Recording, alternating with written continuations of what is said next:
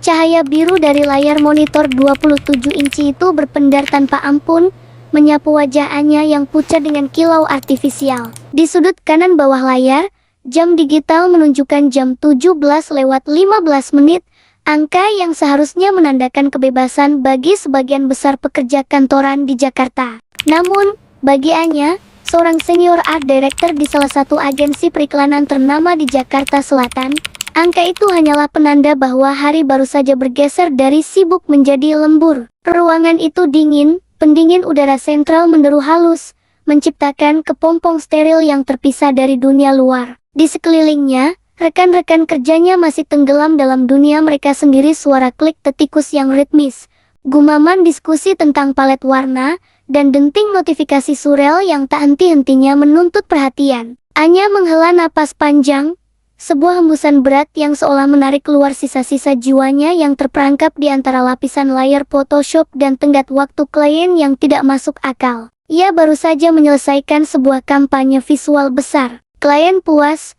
bosnya memuji, dan bonus tahunan dipastikan aman. Di atas kertas, Anya adalah definisi wanita muda yang sukses. Usia akhir 20-an, karir mapan, apartemen nyaman di tengah kota. Namun, saat ia menatap desain yang baru saja ia selesaikan, sebuah gambar keluarga bahagia yang sedang menikmati produk minuman ringan, ia merasakan kehampaan yang begitu pekat di rongga dadanya. Rasanya seperti menelan segenggam debu, kering dan menyesakan. Apakah ini tujuannya? Apakah ini puncak gunung yang ia daki dengan susah payah selama 7 tahun terakhir? Menciptakan kebahagiaan palsu dalam forma digital, sementara realitasnya sendiri terasa semakin abu-abu. Matanya beralih ke jendela kaca besar di samping mejanya. Di luar sana, langit Jakarta sedang memulai pertunjukan teatrikalnya yang paling dramatis. Matahari mulai tergelincir turun, memecah polusi kota dengan semburat warna jingga yang membakar, berpadu dengan ungu lebam yang melankolis. Jantung Anya berdegup tidak nyaman. Warna itu bukan sekadar fenomena atmosfer baginya. Itu adalah sebuah pemicu. Semburat jingga kemerahan itu melemparnya kembali ke masa lalu, menarik paksa memorinya ke sebuah tempat yang sudah bertahun-tahun ia hindari, namun tak pernah benar-benar ia tinggalkan. Taman belakang SMA Nusantara. Bayangan itu datang tanpa diundang. Aroma rumput basah setelah hujan sore, suara gesekan sepatu di atas kerikil, dan tekstur kasar dari sebuah bangku kayu tua yang catnya mulai mengelupas. Di sana, di bangku itu, dunia terasa jauh lebih sederhana namun sekaligus jauh lebih intens. Di sana ada tawa yang lepas tanpa beban, ada perdebatan tentang musik indie yang mereka anggap paling keren, dan ada Rizky. Nama itu bergema di kepalanya, membawa serta rasa sakit tumpul yang sudah akrab. Sudah berapa lama? 10 tahun, mungkin lebih. Wajah Rizky diingatannya masih tersimpan dalam resolusi tinggi, tidak seperti desain-desain awalnya yang pecah saat diperbesar. Ia ingat cara mata Rizky menyipit saat tertawa, cara pemuda itu mengetuk-ngetukkan jari ke lutut saat gugup, dan bagaimana bahu mereka sering bersentuhan tanpa sengaja saat duduk berhimpitan di bangku kayu itu. Sebuah sentuhan listrik statis yang tak pernah berani mereka akui sebagai sesuatu yang lebih. Anya memejamkan mata, mencoba mengusir bayangan itu. Ia sudah mencoba segalanya untuk melupakan. Ia telah menjalin hubungan dengan pria-pria lain, seorang arsitek yang terlalu perfeksionis, seorang bankir yang terlalu pragmatis, hingga sesama seniman yang terlalu narsis. Semuanya berakhir dengan pola yang sama.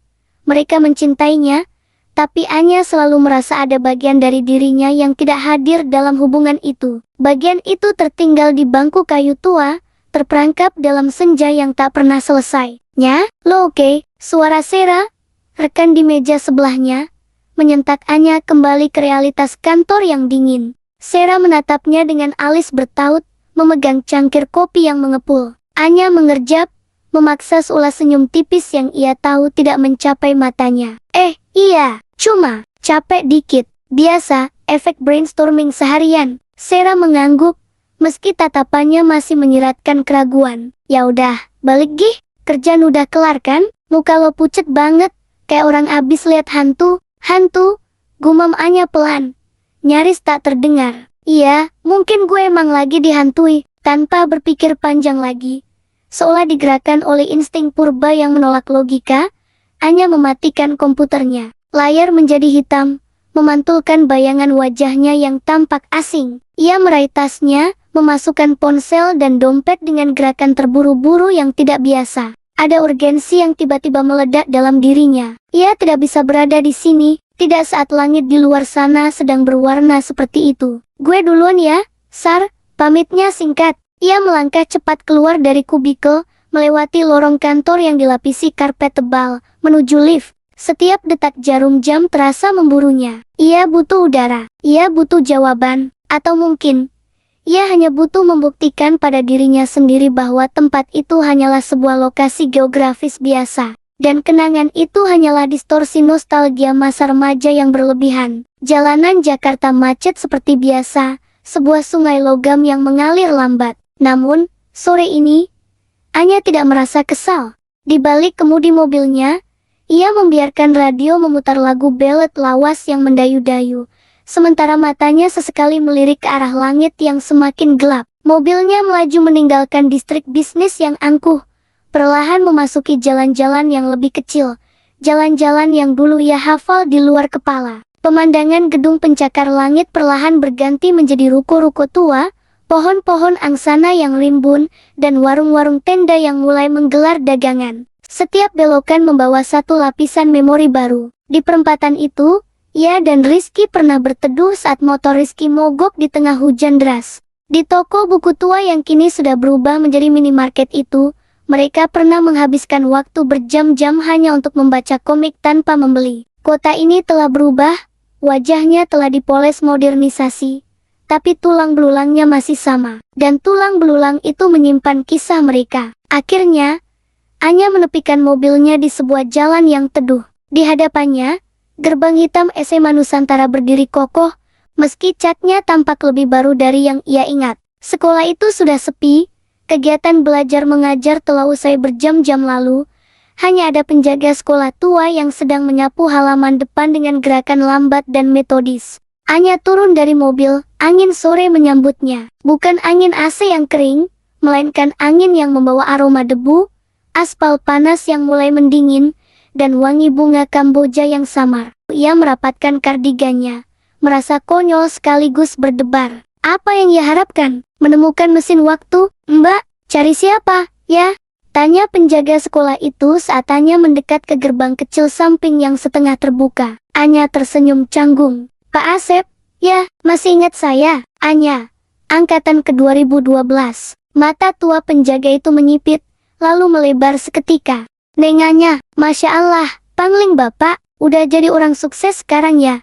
Kelihatan dari pakaiannya. Ah, Bapak bisa aja. Anya tertawa kecil. Tawa yang terdengar lebih tulus daripada yang ia keluarkan di kantor tadi. Pak, boleh izin masuk sebentar? Cuma mau lihat-lihat ke belakang. Kangen suasana sekolah. Pak Asep mengangguk antusias, membukakan gerbang lebih lebar. Mangga, Neng, mangga, kebetulan sepi, silakan nostalgia. Langkah kaki Anya terasa berat saat ia menapaki koridor sekolah. Ubin tegel abu-abu itu masih sama. Meski dinding-dindingnya kini dihiasi mural prestasi siswa yang lebih modern. Ia melewati ruang kelas selamanya, kantin yang kini tertutup rolling door, dan lapangan basket yang menjadi saksi bisu upacara bendera yang melelahkan. Namun, tujuannya bukan di situ. Kakinya membawanya terus ke bagian paling belakang kompleks sekolah, melewati perpustakaan, menuju sebuah taman kecil yang berbatasan langsung dengan tembok pembatas lingkungan warga. Taman itu tidak terawat sempurna, dan justru itulah daya tariknya. Rumput tumbuh agak liar, dan pohon beringin besar di sudut memberikan kanopi alami yang meneduhkan. Cahaya matahari yang kini tinggal sisa-sisa terakhirnya warna ungu tua yang hampir tertelan malam menerobos celah-celah dedaunan, menciptakan pola abstrak di tanah. Dan di sanalah tempat itu berada. Di bawah naungan dahan beringin yang menjuntai, sebuah bangku kayu panjang berdiri tegak. Bangku itu tampak lebih usang dari ingatannya. Kayunya yang dulu coklat mengkilap kini memudar menjadi abu-abu keperakan karena tempan cuaca. Dan ada lumut hijau tipis yang tumbuh di kaki-kakinya. Napas Anya tercekat. Itu hanya sebuah bangku, benda mati, kumpulan kayu dan paku. Tapi bagi Anya, benda itu memiliki gravitasi sendiri. Bangku itu adalah altar tempat ia dan Rizky meletakkan mimpi-mimpi mereka yang naif. Di sanalah Rizky pernah berkata, dengan mata berbinar memantulkan senja, bahwa mereka akan menaklukkan dunia bersama. Di sanalah Anya menyembunyikan getaran tangannya saat bahu Rizky menempel padanya, berharap waktu berhenti selamanya. Anya melangkah mendekat, langkahnya pelan seolah takut mengganggu hantu-hantu kenangan yang mungkin sedang duduk di sana. Ia bisa merasakan sunyi yang mendalam di tempat ini. Hiruk-pikuk kota Jakarta terdengar sayup-sayup, seperti dengungan dari dunia lain yang tidak relevan. Ia datang ke sini mencari penutupan. Ia ingin duduk di bangku itu sekali lagi, merasakan tekstur kayunya, menangis sebentar jika perlu,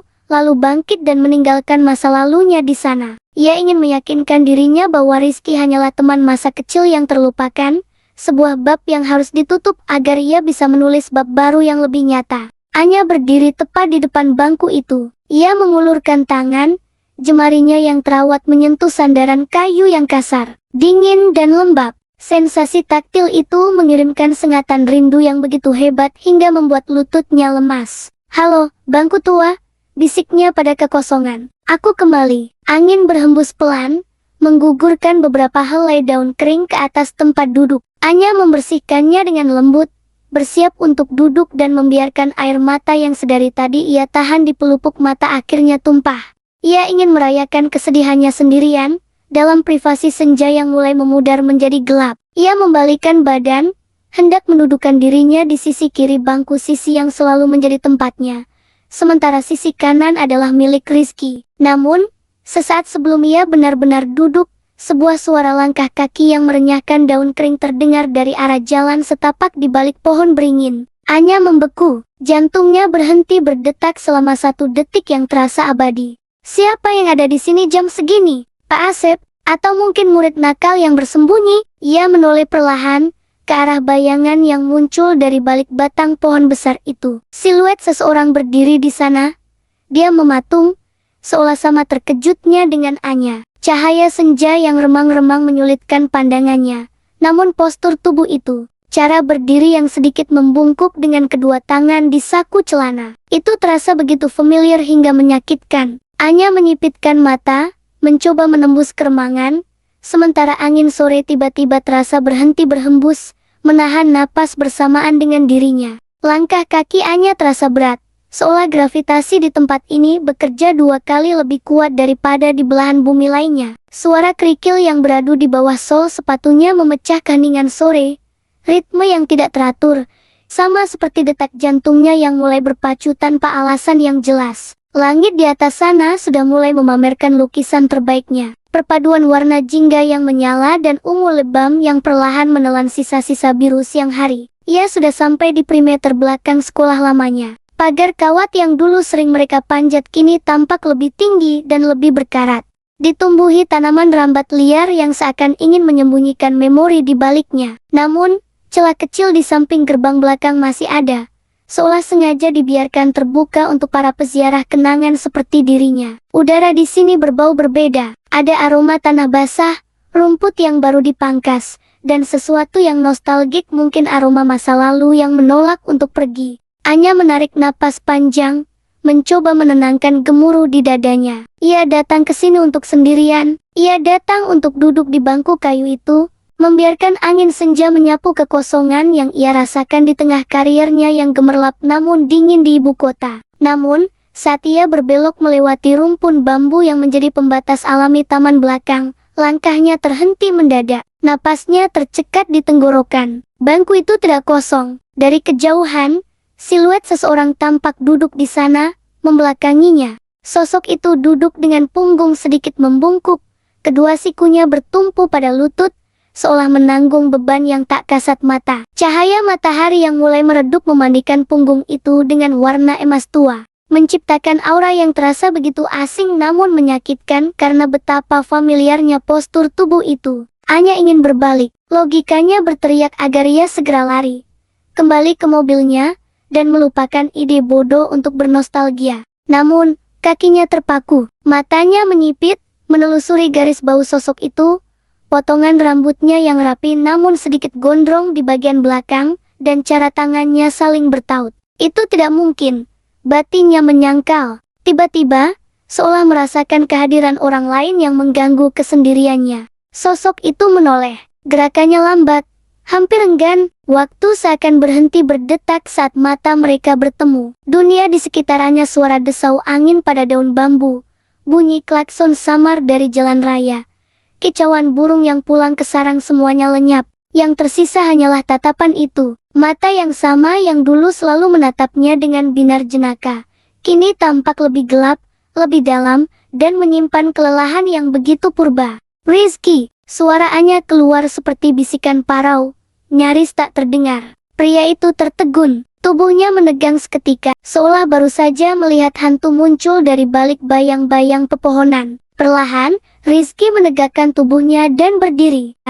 Ia tidak langsung menjawab. Ia hanya menatap Anya, matanya memindai wajah perempuan itu dari ujung rambut hingga kaki, seakan memastikan bahwa ini bukan halusinasi akibat terlalu lama melamun. "Anya," ucapnya akhirnya. Suaranya lebih berat dari yang diingat Anya. Lebih rendah, bariton yang matang, bukan lagi suara remaja laki-laki yang sering pecah saat tertawa terlalu keras. Keheningan yang canggung membentang di antara mereka, lebih lebar dari jarak fisik 3 meter yang memisahkan keduanya. Anya meremas tali tas selempangnya, jari jemarinya memutih. Ia tidak mempersiapkan skenario ini. Ia siap menghadapi hantu kenangan, tetapi ia sama sekali tidak siap menghadapi manusianya secara nyata. Rizky tampak berbeda, namun intinya tetap sama. Ia mengenakan kemeja biru muda yang lengan panjangnya digulung hingga siku, menampilkan lengan yang kini lebih berotot. Ada bayangan janggut tipis yang tidak dicukur di rahangnya, memberikan kesan maskulin namun sedikit berantakan. Kontras dengan citra Rizky yang dulu selalu klimis dan rapi. Namun, sorot matanya yang redup itu membuat dada Anya nyeri. Itu bukan tatapan seseorang yang bahagia. "Sedang apa kamu di sini?" tanya mereka berdua, nyaris bersamaan. Keduanya terdiam lagi, lalu Rizky tersenyum tipis, senyum yang tidak mencapai matanya, hanya sekadar sopan santun yang dipaksakan. Ia menggaruk belakang kepalanya, sebuah kebiasaan lama yang ternyata tidak hilang dimakan usia. "Duduklah," kata Rizky pelan, menggeser tubuhnya ke ujung kanan bangku, memberikan ruang yang cukup luas di sebelah kiri. "Kecuali kalau kamu mau langsung pergi, aku nggak akan tersinggung." Anya menimbang pilihannya. Lari sekarang akan membuatnya tampak pengecut, dan jauh di lubuk hatinya, rasa penasaran itu lebih kuat daripada rasa takutnya. Ia melangkah maju, gerakannya kaku, lalu duduk di ujung kiri bangku. Ada jarak sekitar setengah meter di antara mereka. Ruang kosong yang dulu biasanya diisi oleh tumpukan buku pelajaran atau tas sekolah, kini diisi oleh 10 tahun kebisuan. Kayu bangku itu terasa dingin menembus celana bahan yang dikenakan Anya. Ia menatap lurus ke depan, ke arah lapangan rumput yang kini mulai gelap. "Aku nggak nyangka bakal ketemu siapa-siapa di sini." Anya memulai, mencoba memecahkan es yang membekukan lidahnya. "Apalagi kamu. Aku pikir kamu, entahlah, di luar negeri, atau sibuk dengan firma arsitekturmu." Rizky tertawa kecil, suara yang terdengar kering. Ia mengeluarkan kotak rokok dari saku celananya, menimang-nimangnya sebentar, lalu memasukkannya kembali tanpa mengambil isinya, seolah ia sedang berjuang melawan keinginan untuk merokok di depan Anya. "Aku baru balik 2 bulan lalu," jawab Rizky, pandangannya menerawang jauh ke garis cakrawala. "Dan soal firma, ya, begitulah. Hidup nggak selalu berjalan sesuai rencana yang kita tulis di buku tahunan, kan?" Anya menoleh sedikit, mencuri pandang ke profil samping wajah Rizky. Ada guratan halus di ujung matanya dan di dahinya. Tanda-tanda penuaan dini yang wajar bagi mereka yang mendekati usia 30, atau mungkin tanda-tanda stres yang berkepanjangan. Rizky terlihat dewasa, matang, tapi juga tampak rusak dalam cara yang halus. "Kamu sendiri?" Rizky balik bertanya, kali ini menoleh hingga mata mereka bertemu lagi. Intensitas tatapannya membuat Anya merasa telanjang, seolah Rizky bisa melihat menembus lapisan bedak dan senyum profesional yang biasa ia pasang untuk klien. "Masih menggambar, desain grafis," koreksi Anya lembut. "Tapi ya, masih menggambar. Di agensi sibuk, membosankan, sebenarnya." "Setidaknya kamu konsisten," gumam Rizky. "Kamu selalu tahu apa yang kamu mau sejak dulu." Anya tersenyum miris. Tahu apa yang dimau bukan berarti bahagia saat mendapatkannya, Kai.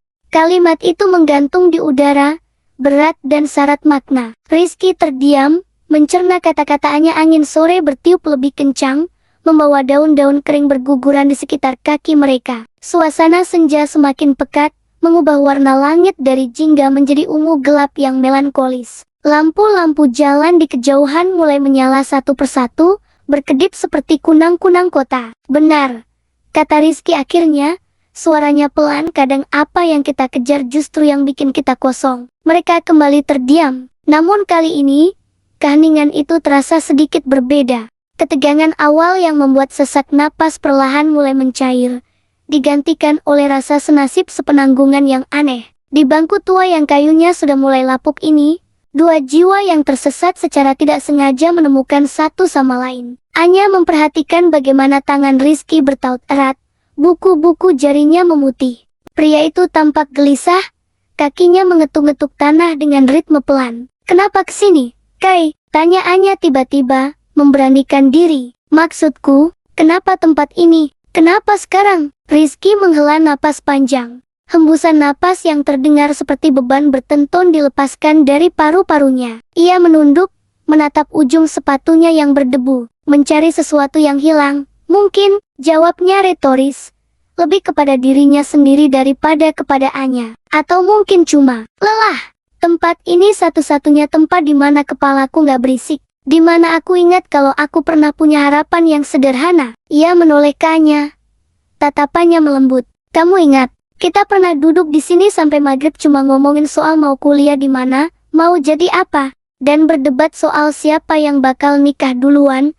Tambahannya, sebuah senyum kecil yang tulus akhirnya muncul di bibirnya. Rizky ikut tersenyum, kali ini sedikit lebih lebar, sedikit lebih hidup. "Ya, dan ternyata kita berdua salah. Gak ada yang menang dalam taruhan itu." Anya tertawa kecil, meski ada rasa perih yang menyengat di dadanya mendengar kalimat itu. Fakta bahwa Rizky tahu ia belum menikah dan asumsi bahwa Rizky pun belum membuka sebuah kotak pertanyaan baru. Namun, ia menahannya, belum saatnya. Langit kini hampir sepenuhnya gelap. Hanya bias cahaya sisa matahari yang memberi garis tegas pada siluet gedung sekolah di kejauhan. Anya menyadari bahwa ia seharusnya sudah pulang. Namun, tubuhnya menolak untuk bergerak. Kehadiran Rizky di sebelahnya terasa seperti gravitasi yang menahannya tetap di tempat. Ada kenyamanan yang aneh, seolah potongan puzzle yang hilang selama bertahun-tahun tiba-tiba muncul kembali, meski bentuknya sudah sedikit berubah karena tergerus waktu. "Aneh ya," gumam Anya, memandang langit yang mulai berbintang. "Apanya?" "Kita berdua, di sini, setelah sekian lama menghilang tanpa kabar, tanpa jejak. Tiba-tiba bertemu di bangku reot ini di hari Selasa sore yang acak." Rizky menggeser posisi duduknya, menyandarkan punggungnya ke sandaran bangku, posturnya sedikit lebih rileks. "Mungkin bukan kebetulan, Nya. Mungkin semesta cuma bosan lihat kita lari berputar-putar nggak jelas, jadi dia narik kita balik ke garis start." Anya menatap Rizky. Dalam keremangan senja, wajah pria itu terlihat lebih lunak. Kekerasan dunia dewasa sejenak luntur, menyisakan Rizky, sahabat masa kecilnya yang dulu selalu siap mendengarkan keluh kesahnya tentang tugas matematika atau orang tua yang menyebalkan. "Garis start," ulang Anya pelan. Kata-kata itu beresonansi dalam pikirannya. Apakah ini sebuah awal baru? Ataukah hanya sekadar epilog dari cerita yang belum selesai ditulis? Aku sering mikirin kamu, Kai." Pengakuan itu meluncur begitu saja dari mulut Anya sebelum sempat disaring oleh otaknya. Ia langsung menyesalinya. Wajahnya terasa panas. Namun Rizky tidak mengejek, tidak juga menjauh. Ia justru menatap Anya dengan sorot mata yang sulit diartikan, campuran antara penyesalan dan kerinduan. "Aku juga," jawab Rizky. Suaranya serak, lebih sering daripada yang berani aku akui. Angin malam mulai berhembus dingin, menusuk kulit. Namun di bangku kayu itu, di antara dua orang yang terpisah oleh waktu dan disatukan kembali oleh takdir, ada kehangatan yang mulai menjalar. Bukan kehangatan romantis yang meledak-ledak, melainkan kehangatan dari sebuah pengakuan bahwa mereka tidak sendirian dalam kesepian masing-masing. Di bawah langit yang kini telah berganti jubah menjadi malam, Anya dan Rizky duduk berdampingan. Dua orang asing yang saling mengenal setiap inci masa lalu satu sama lain, mencoba meraba bentuk hubungan mereka di masa kini. Cahaya matahari yang tadinya membakar langit dengan warna jingga menyala kini perlahan meredup, menyisakan semburat ungu yang memar di kaki cakrawala. Angin sore berhembus pelan, membawa aroma tanah basah dan daun kering yang begitu familiar bagi Anya, aroma yang seolah membekukan waktu, menyeretnya kembali ke masa 7 tahun silam. Namun, kehadiran sosok di sampingnya merusak ilusi tersebut, atau mungkin justru menyempurnakannya menjadi realitas yang menyesakan. Rizky duduk di sana, di ujung bangku kayu yang catnya sudah mengelupas parah, berjarak sekitar 2 jengkal dari tempat Anya duduk. Jarak fisik yang begitu dekat, namun terasa seperti jurang menganga yang memisahkan dua benua. "Kamu, apa kabarnya?" Suara Rizky memecah keheningan. Nadanya berat, lebih dalam dari yang diingatannya. Tidak ada lagi sisa-sisa pecah suara remaja yang dulu sering Anya tertawakan. Anya menarik napas panjang, mengisi paru-parunya dengan udara sore sebelum menjawab. Ia tidak ingin terdengar rapuh. "Baik, cukup baik, kurasa, masih hidup, masih bernapas." Ia mencoba tersenyum, meski bibirnya terasa kaku. "Kamu sendiri? Kulihat kemejamu rapi sekali untuk ukuran orang yang dulu benci seragam."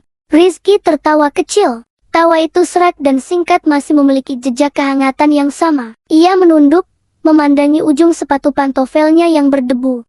"Ya, hidup punya cara lucu untuk mengubah kita, kan? Aku kerja di firma arsitektur sekarang. Dulu aku bilang aku mau jadi seniman bebas yang keliling dunia, tapi sekarang aku justru terjebak merancang ruko dan gedung perkantoran." "Setidaknya kamu masih menggambar," gumam Anya. Matanya menelusuri profil wajah Rizky dari samping. Rahangnya lebih tegas sekarang, dan ada bayangan hitam tipis di bawah matanya yang menandakan kurang tidur. "Itu lebih baik daripada melupakan mimpi sama sekali."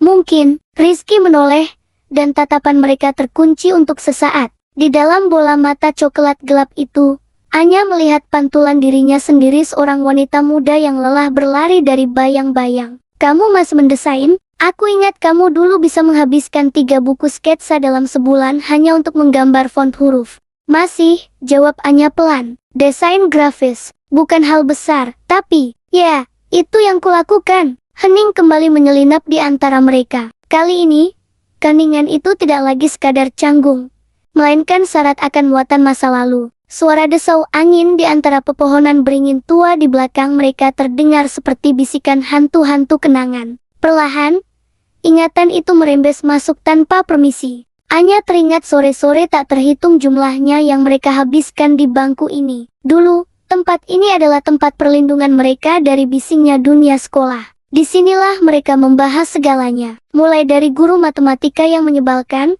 album musik terbaru, hingga ketakutan-ketakutan irasional tentang masa depan. "Ingat enggak?" Rizky tiba-tiba bersuara. Tangannya tanpa sadar meraba permukaan kayu bangku yang kasar, seolah mencari jejak ukiran nama mereka yang mungkin sudah tertutup lumut. "Waktu kita kelas 3, seminggu sebelum ujian nasional, kita duduk di sini sampai satpam sekolah mengusir kita karena sudah hampir maghrib." Anya tersenyum tipis, kali ini lebih tulus. "Aku ingat, kamu panik karena nilai tryout fisikamu hancur lebur. Kamu bilang dunia akan berakhir kalau kamu gak masuk universitas negeri. Dan kamu bilang..." Rizky memotong, suaranya melembut. "Tenang saja, Kai. Kemanapun kita pergi, asalkan kita bawa bekal keberanian, kita bakal baik-baik saja." Ia menatap lurus ke depan, ke arah lapangan basket yang kini kosong dan mulai gelap. Kalimat itu sering sekali terngiang di kepalaku beberapa tahun terakhir. Dada Anya berdesir nyeri. Ia ingat momen itu dengan kejernihan yang menyakitkan. Sore itu, langit berwarna merah darah. Mereka duduk berhimpitan, bahu saling bersentuhan. Ada listrik statis yang aneh di udara setiap kali kulit mereka bersinggungan. Saat itu, Anya ingin sekali meraih tangan Rizky, menggenggamnya, dan mengatakan bahwa bukan keberanian yang mereka butuhkan, melainkan satu sama lain. Tapi kata-kata itu tertahan di tenggorokan. Ketakutan akan merusak persahabatan yang sudah terjalin sejak SD menjadi tembok raksasa yang tak mampu ia panjat. "Kita punya banyak rencana waktu itu, ya," ucap Anya. Suaranya nyaris berbisik. "Janji mau kuliah di kota yang sama. Janji mau buka studio bareng suatu hari nanti. Janji untuk selalu kasih kabar, sesibuk apapun." Tubuh Rizky menegang. Ia tidak langsung menjawab. Jemarinya berhenti mengetuk-netuk kayu bangku. Cahaya matahari sudah sepenuhnya hilang, digantikan oleh rembulan yang mulai naik, memancarkan sinar perak yang pucat dan dingin. Di bawah cahaya rembulan itu, ekspresi Rizky terlihat lebih sendu, lebih tertekan. Rencana remaja seringkali naif, "Nya," jawab Rizky akhirnya, suaranya terdengar defensif namun rapuh. "Kita pikir kita bisa mengendalikan segalanya. Kita pikir waktu akan menunggu kita, bukan waktu yang tidak menunggu." "Kai," sanggahannya. Keberanian tiba-tiba muncul dari rasa frustrasi yang selama ini ia pendam. "Kita yang berhenti berjalan, atau lebih tepatnya, kamu yang tiba-tiba menghilang." Anya tidak bermaksud melontarkannya secepat itu, tapi kalimat itu meluncur begitu saja seperti bendungan yang jebol. Ia teringat hari kelulusan, momen di mana mereka berfoto bersama dengan toga, tertawa lebar, seolah dunia ada dalam genggaman. Rizky memeluknya hari itu, pelukan yang berlangsung 3 detik lebih lama dari biasanya. Pelukan yang terasa seperti sebuah pamitan tanpa kata. Setelah hari itu, pesan-pesan Anya mulai jarang dibalas. Telepon tak diangkat. Hingga akhirnya, Rizky benar-benar lenyap dari radar, meninggalkan Anya dengan ribuan pertanyaan dan asumsi yang menyiksa. Apakah ia melakukan kesalahan? Apakah Rizky bosan? Atau apakah Rizky menemukan teman-teman baru yang lebih selevel dengannya di kampus barunya? Rizky menghela napas kasar, menyisir rambutnya ke belakang dengan frustrasi. "Aku tidak bermaksud menghilang, Nya. Itu rumit." Saat itu, segalanya terasa begitu berat. Ekspektasi orang tua, ketakutan aku sendiri. Aku merasa kerdil, dan kamu pikir aku tidak akan mengerti? Anya menoleh sepenuhnya ke arah Rizky, menuntut jawaban. "Kita bersahabat sejak kita masih ingusan, Kai. Kamu pikir aku akan menghakimimu hanya karena kamu merasa takut? Bukan itu." Potong Rizky cepat. Ia menatap Anya, dan di matanya, Anya melihat kilatan emosi yang sulit diartikan, campuran antara penyesalan dan sesuatu yang lain, sesuatu yang lebih intens. "Justru karena kamu mengerti aku lebih dari siapapun, aku jadi takut. Aku takut mengecewakanmu. Aku takut." Suaranya memudar, menggantung di udara malam. Anya merasakan jantungnya berdegup kencang. Ia merasa mereka sedang berjalan di atas tali tipis di atas jurang masa lalu. Satu langkah salah, dan mereka akan jatuh ke dalam lubang saling menyalahkan yang tak berujung. "Takut apa?" desak Anya lembut. "Takut kalau ternyata perasaan kita lebih dari sekadar sahabat."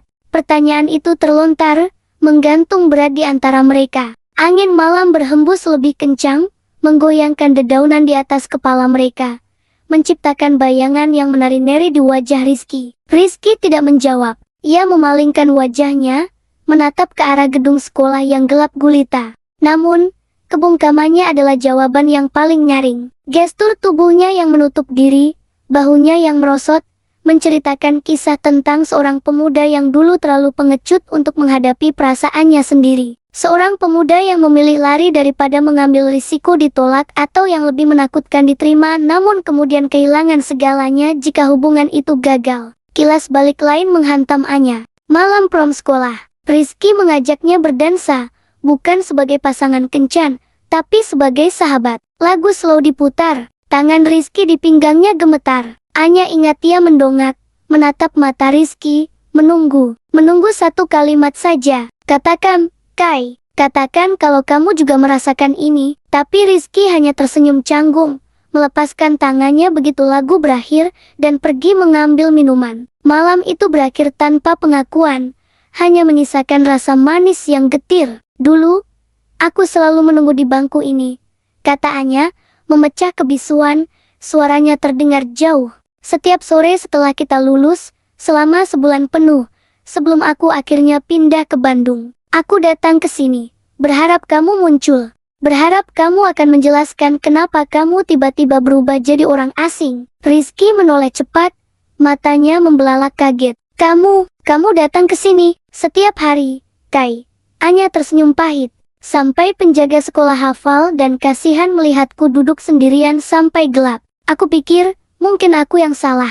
Mungkin aku melakukan sesuatu yang bikin kamu marah. Jadi aku menunggu, berharap bisa minta maaf." Rasa bersalah yang amat sangat terpancar jelas di wajah Rizky. Wajahnya pias di bawah sinar bulan. "Anya, aku nggak tahu. Demi Tuhan, aku nggak tahu kamu menunggu." "Tentu saja kamu nggak tahu. Kamu sibuk membangun tembok di sekelilingmu," balas Anya, tidak dengan nada marah, melainkan dengan kelelahan yang mendalam. Mereka kembali terdiam. Namun kali ini, atmosfer di antara mereka telah berubah. Bukan lagi sekadar reuni dua teman lama yang canggung, melainkan dua jiwa yang terluka yang sedang membedah bekas luka lama mereka tanpa bius. Rembulan di atas sana menjadi saksi bisu, menyinari dua sosok manusia dewasa yang terjebak dalam emosi remaja mereka yang belum selesai. Di bangku kayu itu, di antara bayang-bayang masa lalu dan kenyataan yang dingin, Anya menyadari satu hal. Perpisahan mereka bukan karena takdir yang kejam atau jarak yang membentang. Mereka terpisah karena kata-kata yang tak terucap, karena asumsi yang dibiarkan tumbuh liar, dan karena ketakutan konyol akan kehilangan yang justru membuat mereka benar-benar kehilangan satu sama lain. Rizky bergeser sedikit, mencondongkan tubuhnya ke arahnya. Ada banyak hal yang terjadi waktu itu, Nya. Hal-hal yang memaksaku untuk menjauh. Bukan karena aku ingin, tapi karena aku pikir itu yang terbaik buat kamu, buat masa depan kamu. Anya menatapnya, mencari kebohongan, tapi yang ia temukan hanyalah kejujuran yang menyakitkan. Memutuskan apa yang terbaik buat orang lain tanpa bertanya pada mereka adalah bentuk kesombongan. Kai, aku tahu, bisik Rizky, suaranya parau, dan aku membayarnya dengan penyesalan setiap hari selama 7 tahun ini. Kalimat itu menggantung, berat dan penuh makna. Malam semakin larut, dan batas antara persahabatan dan perasaan yang terpendam semakin kabur di bawah kilas balik yang terus bermunculan. Kalau mau, aku bisa sekalian merapikan naskahnya jadi format cerpen siap kirim ke lomba atau penerbit. Langit di atas mereka bukan lagi kanvas jingga yang menyala garang seperti beberapa saat yang lalu. Warna itu telah meluruh, bermetamorfosis menjadi gradasi ungu tua dan nila yang menyelimuti kota dengan selimut ketenangan yang dingin. Di bangku kayu yang serat-seratnya mulai kasar dimakan usia itu, keheningan terasa begitu padat, namun anehnya tidak lagi menyesakan. Setelah badai pengakuan yang baru saja mereka lalui, udara di antara Anya dan Rizky terasa lebih ringan, seolah partikel-partikel debu masa lalu yang selama ini berterbangan menyesakkan dada akhirnya mengendap di tanah. Anya menarik napas panjang, membiarkan aroma tanah basah dan sisa-sisa aroma hujan sore itu memenuhi paru-parunya. Ia menoleh perlahan ke arah Rizky. Laki-laki itu sedang menunduk, kedua sikunya bertumpu pada lutut, jemarinya saling bertaut erat. Profil wajahnya kini tampak lebih tegas di bawah kermangan lampu taman yang baru saja berkedip nyala. Tidak ada lagi sisa remaja laki-laki yang canggung dengan seragam putih abu-abu yang kedodoran. Yang duduk di sebelahnya adalah seorang pria dewasa yang telah ditempa oleh penyesalan dan waktu. Jadi, suara Rizky memecah keheningan, serak, rendah, dan ragu. Ia tidak segera melanjutkan kalimatnya, seolah sedang menimbang bobot dari setiap kata yang akan ia luncurkan ke udara. Ia menoleh, menatap Anya tepat di manik mata. Apakah ini akhir dari segalanya, Nya? Atau justru awal dari sesuatu yang lain? Pertanyaan itu menggantung di udara, bersaing dengan suara jangkrik yang mulai bernyanyi di balik semak-semak bugenvil yang rimbun. Anya tidak langsung menjawab. Ia menggeser posisi duduknya, merasakan dinginnya kayu menembus kain celananya. Pikirannya berputar, menelusuri kembali setiap inci luka yang pernah ia rasakan, namun kini rasa sakit itu tidak lagi terasa tajam. Luka itu telah berubah menjadi bekas paru, tanda bahwa ia pernah merasakan sesuatu yang begitu dalam, dan ia berhasil bertahan. Aku rasa, Anya memulai. Suaranya pelan namun stabil.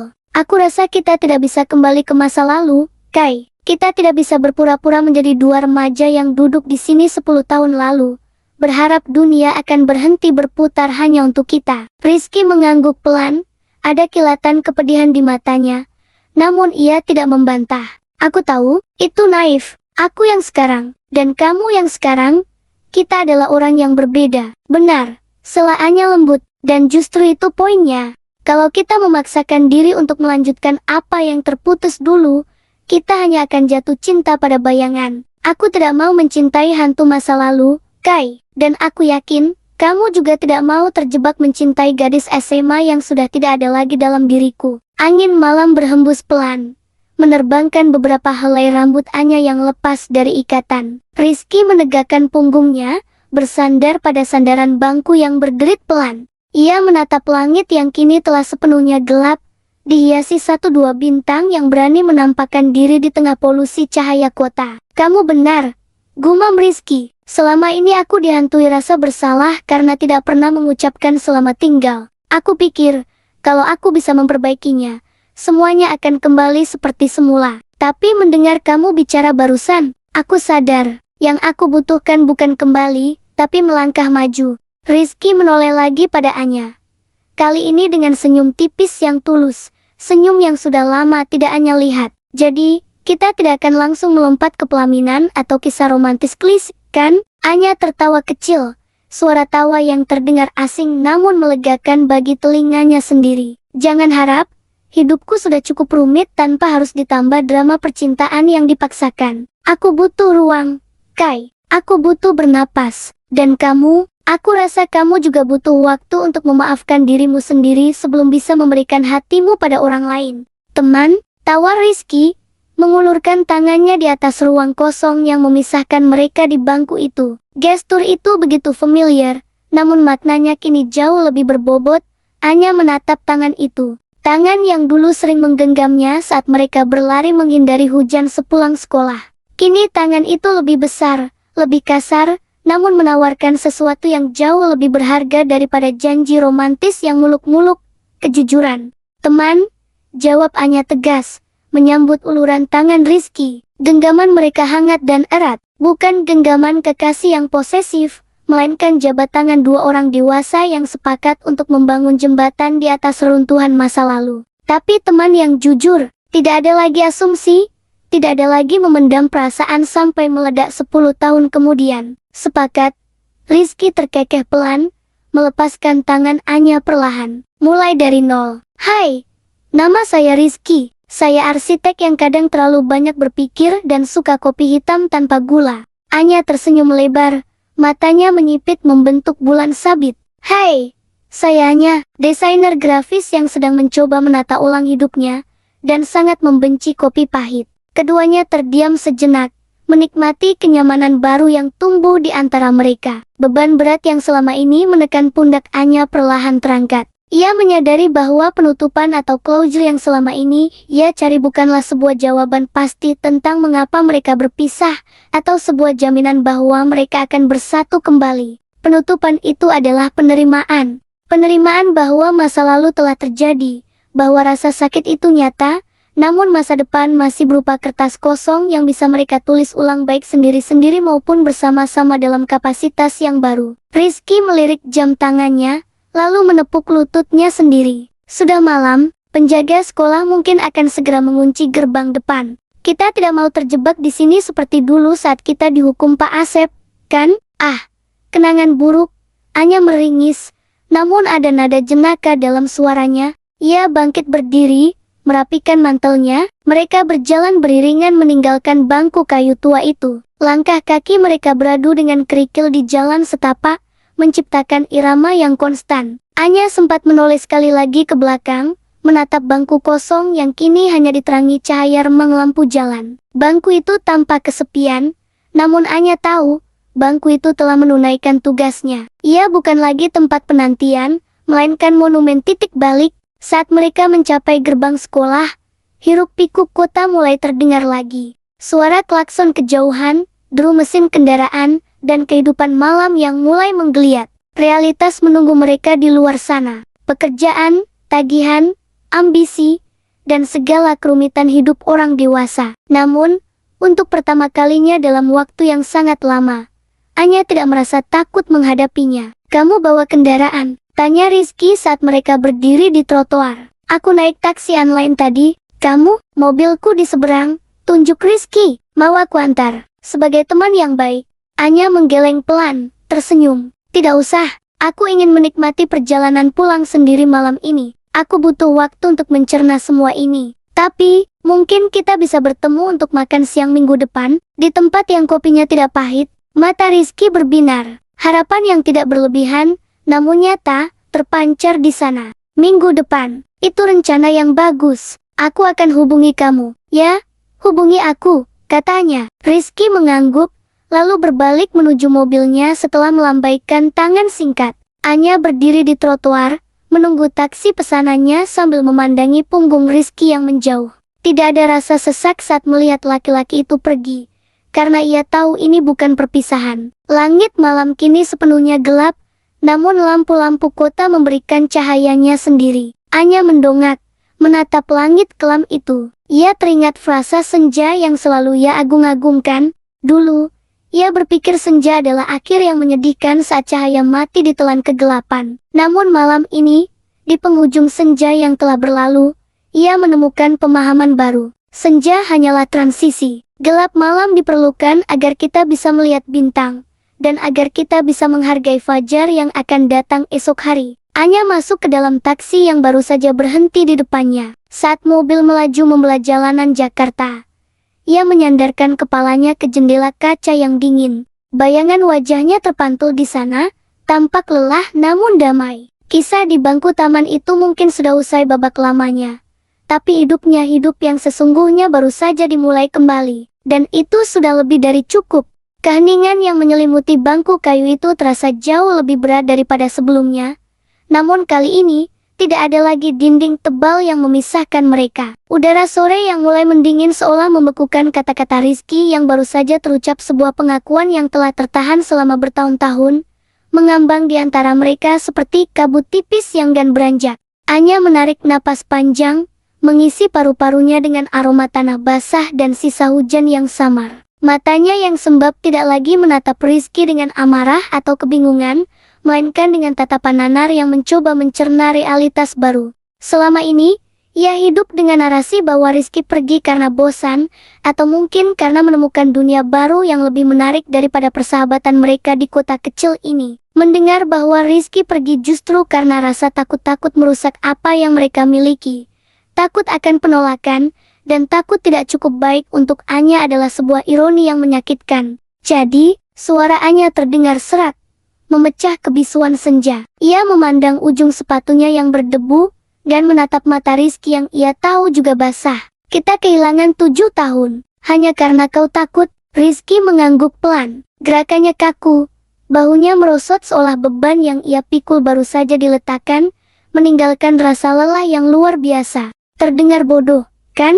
Sangat bodoh. Saat itu, aku berpikir menjauh adalah cara untuk melindungimu. Aku pikir jika aku tetap di sini dengan perasaan itu, aku hanya akan menjadi beban. Aku tidak punya rencana masa depan yang jelas saat itu, Nya. Sementara kau selalu bersinar. Nanya tertawa kecil, tawa yang terdengar hampa dan getir. Melindungiku, ulangnya. Nada suaranya sedikit meninggi. Kau menghancurkanku, Liz. Kau membuatku berpikir bahwa aku tidak cukup berharga untuk sekadar mendapatkan ucapan selamat tinggal. Rizky menoleh, menatap Anya dengan intensitas yang membuat jantung wanita itu berdesir, perasaan familiar yang ia kira sudah mati. Aku tahu, dan tidak ada satu hari pun yang berlalu tanpa aku mengutuk diriku sendiri karena itu. Angin sore berhembus lebih kencang, menggugurkan beberapa helai daun kering ke atas bangku di antara mereka, menjadi pembatas fisik yang rapuh bagi dua jiwa yang sedang terluka. Langit di atas mereka perlahan berubah warna. Gradasi jingga yang menyala kini mulai diredam oleh sapuan ungu gelap, menandakan malam akan segera merebut tahta siang. Anya menyandarkan punggungnya ke sandaran bangku yang kasar. Tekstur kayu yang lapuk di punggungnya mengingatkannya pada masa lalu nyata, keras, namun tetap menjadi tempat bersandar. Kebenaran ini membuka luka lama, mengorek Nana yang selama ini tertutup oleh lapisan ketidakpedulian yang ia bangun susah payah. Namun, anehnya, ada rasa lega yang menyelinap. Rasa sakit karena ditinggalkan tanpa alasan kini berganti menjadi rasa sakit karena penyesalan akan waktu yang terbuang. Kau tahu apa yang paling menyedihkan? Anya berbisik, matanya menerawang menatap siluet gedung-gedung kota yang mulai menyalakan lampu. Kita membiarkan ketakutan menang. Kita membiarkan asumsi mengambil alih kemudi hidup kita. Rizky menggeser duduknya sedikit, memberanikan diri untuk mempersempit jarak, meski tidak sampai bersentuhan. Apakah menurutmu kerusakannya permanen? Nya, pertanyaan itu menggantung di udara, menuntut jawaban yang Anya sendiri belum miliki. Apakah kerusakannya permanen? Anya menatap pria di sampingnya. Rizky bukan lagi remaja kurus dengan seragam sekolah yang kedodoran. Dia adalah pria dewasa dengan guratan lelah di wajahnya, dengan sorot mata yang lebih dalam dan penuh penyesalan. Mereka berdua telah berubah. Mereka bukan lagi Anya dan Rizky yang dulu menulis inisial nama di bangku ini. Mereka adalah dua orang asing yang membawa bagasi kenangan yang sama. Aku tidak tahu, Riz, jawab Anya jujur. Luka itu ada. Kau tidak bisa mengharapkan aku langsung melupakannya hanya karena sekarang aku tahu alasannya. Kepercayaan itu seperti kaca, dan kau tahu itu. Aku tidak minta kau melupakannya. Sela Rizky cepat, suaranya mengandung urgensi. Ia menatap Anya, mencari secercah celah di pertahanan wanita itu. Aku hanya ingin tahu, apakah ada ruang, sekecil apapun, bukan untuk kembali ke masa lalu, karena aku tahu itu mustahil. Tapi untuk, entahlah, memulai sesuatu yang baru, atau setidaknya, berhenti berpura-pura bahwa kita tidak saling mengenal. Langit di atas mereka perlahan kehilangan rona jingganya, berganti menjadi ungu pekat yang memayungi halaman belakang sekolah dengan selimut kesunyian. Angin sore yang tadinya berhembus malas kini mulai terasa lebih dingin, menusuk hingga ke tulang, seolah alam sedang mempersiapkan diri untuk percakapan berat yang tak terelakkan. Di bangku kayu tua itu, jarak fisik antara Anya dan Rizky mungkin hanya terpaut beberapa sentimeter, namun jurang keheningan yang membentang di antara mereka terasa seluas samudra. Anya menatap ujung sepatunya yang berdebu. Jantungnya berdegup kencang, bukan karena romansa yang dulu pernah ia duga, melainkan karena desakan pertanyaan yang sudah bertahun-tahun mengendap di dasar hatinya seperti lumpur. Ia meremas ujung kardigan rajutnya, mencari kekuatan dari tekstur benang yang kasar. Kai, panggilannya. Suaranya terdengar parau, memecah orkestra jangkrik yang mulai bersahutan. Rizky menoleh perlahan. Dalam remang senja, Anya bisa melihat garis rahang laki-laki itu mengeras. Ada ketegangan di bahunya yang bidang, seolah ia sedang menahan beban langit yang runtuh. Ya, Nya, Anya menarik napas panjang, membiarkan aroma tanah basah dan daun kering memenuhi paru-parunya. Ia tidak bisa mundur lagi. Basa-basi tentang pekerjaan dan kehidupan kota sudah habis. Kita tidak bisa terus berpura-pura bahwa 10 tahun terakhir ini tidak ada apa-apa, bahwa kita hanya lupa saling berkabar. Rizky membuang muka, kembali menatap lapangan basket yang kosong di kejauhan. Aku tahu, kalau kamu tahu, kenapa? Tuntutan itu akhirnya keluar, tajam dan tak terbendung. Anya memutar tubuhnya sedikit menghadap Rizky, mengabaikan rasa takut akan jawaban yang mungkin menyakitkan. Kenapa kamu menghilang? Kai, tepat setelah malam prom itu, tepat setelah kita duduk di bangku ini dan berjanji untuk tetap saling menjaga walau kuliah di kota berbeda. 1 minggu, kamu masih membalas pesan. 2 minggu, jawabanmu memendek. Lalu sebulan kemudian, kamu lenyap, nomor tidak aktif, media sosial mati. Kamu seperti hantu. Angin berdesir melewati celah-celah dahan pohon beringin tua di belakang mereka, menciptakan suara gemerisik yang terdengar seperti bisikan hampa. Rizky menunduk, kedua tangannya saling meremas satu sama lain hingga buku-buku jarinya memutih. Aku pikir itu yang terbaik, gumam Rizky. Suaranya begitu pelan hingga nyaris tersapu angin. Anya ternganga. Rasa tidak percaya bercampur dengan amarah mulai menjalar di dadanya. Terbaik? Terbaik untuk siapa? Untukmu, karena bagiku, itu adalah siksaan. Kai, aku menghabiskan tahun pertamaku di Jakarta bertanya-tanya apa salahku. Apa aku mengatakan sesuatu yang menyinggungmu? Apa aku terlalu membosankan? Atau, apa kamu menemukan teman baru yang lebih asik? Bukan, potong Rizky cepat. Suaranya meninggi untuk pertama kalinya. Ia menatap Anya tajam, dan di sana, di bawah sorot lampu taman sekolah yang baru saja menyala otomatis, Anya melihat kilatan luka yang mendalam di mata sahabatnya itu. Bukan karena kamu salah, dan demi Tuhan, bukan karena ada orang lain.